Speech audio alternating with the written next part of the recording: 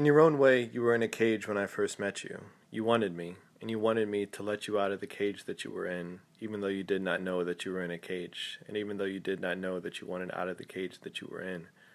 You wanted me, that much you knew.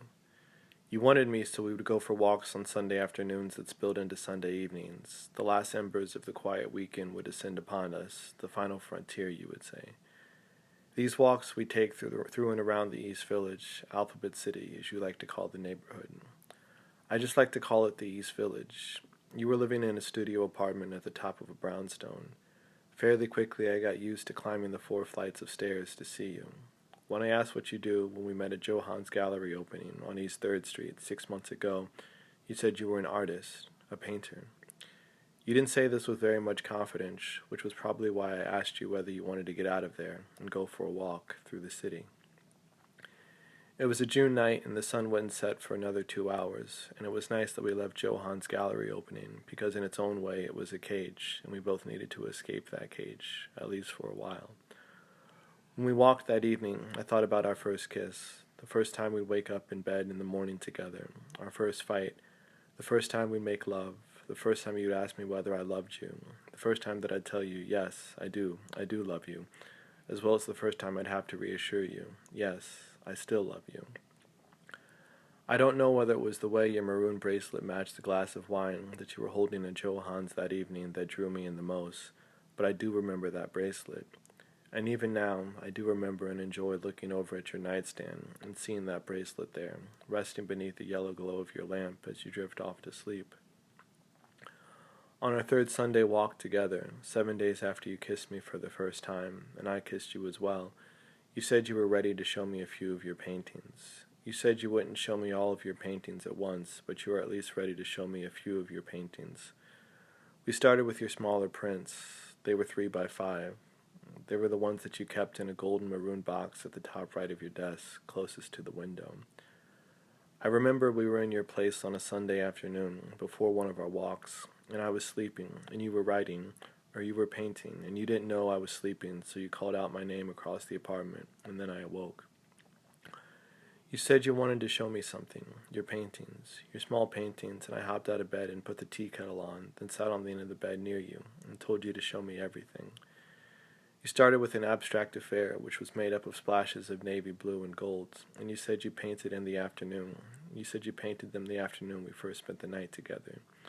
You would sign the back of it, to Carl, my love and my lights, and you handed it to me, then sat next to me, then kissed me, and I kissed you as well, and then the tea kettle cried out, and I got up and made 2 cups of English breakfast tea. As we were sitting in bed with our shirts off and drinking English breakfast tea, I asked to see more of your paintings, but you said the mood had passed, the moment had passed, but maybe later, and you were just enjoying sitting in bed and drinking tea with me, and I was enjoying this as well. You kissed me again, and I kissed you as well. We didn't have a plan. On a chilly afternoon in November, I walked in the door with 3 bags of groceries, and you thanked me and said you wanted to talk about us. This was the first time that I realized that you were in a cage, and that you wanted me to help you find your way out of that cage. I told you that I loved you, and you said that you loved me as well. I found a spot in the refrigerator for the carrots, and a spot in the freezer for the mint chocolate chip ice cream. We stayed in that night and watched MacGyver.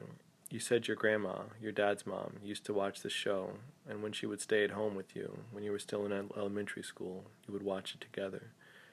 You said you liked the color of Richard Dean Moss's hair, and also the way that he runs his hands through it whenever he has an idea or a deep thought. 2 weeks later, Johan sold a painting for a little under $100,000, and he had a party at the same gallery to celebrate. You said the painting was pretty good, and also asked me whether I thought you could paint something like that, or even better. I told you that I always believed in you, which was a vague way of saying that I wasn't so sure that you could, but it doesn't really matter either way. Selling paintings for a little under $100,000 isn't very important to me. As the weather grew colder and colder, the radiator in your apartment grew louder and louder, and some nights it was so loud that I had trouble falling asleep or staying asleep after we'd make love. I didn't mean to do this at the time, but I would slip out in the middle of the night and head back to my apartment so that I could actually get some sleep. You thought I was doing this because I didn't love you as much in December as I did in September, but I said that wasn't why I was leaving in the middle of the night, although it may have been the case. I'm not sure if you remember, but at one point on a July afternoon, it was a Sunday, I think it was a Saturday, maybe it was a Sunday, it could have been a Saturday. We were walking down Attorney Street and approaching the Williamsburg Bridge, and I told you that I think you have an incredible amount of talent as an artist, but that in order to get to the next level, you had to believe in yourself more. You squeezed my hand and looked up and over at me and whispered, "Thank you. I needed to hear that." We didn't walk across the Williamsburg Bridge like we had planned. We walked north along Attorney Street and headed back to your apartment, and I wanted to tell you that I needed more space and time, and that we were moving too quickly, and that I wasn't ready to meet your sister. But I didn't say any of those things. Not at all. 3 nights later, your sister was sitting across the table with her boyfriend, and the 4 of us were having Thai food at a place by Rosario's on Orchard Street.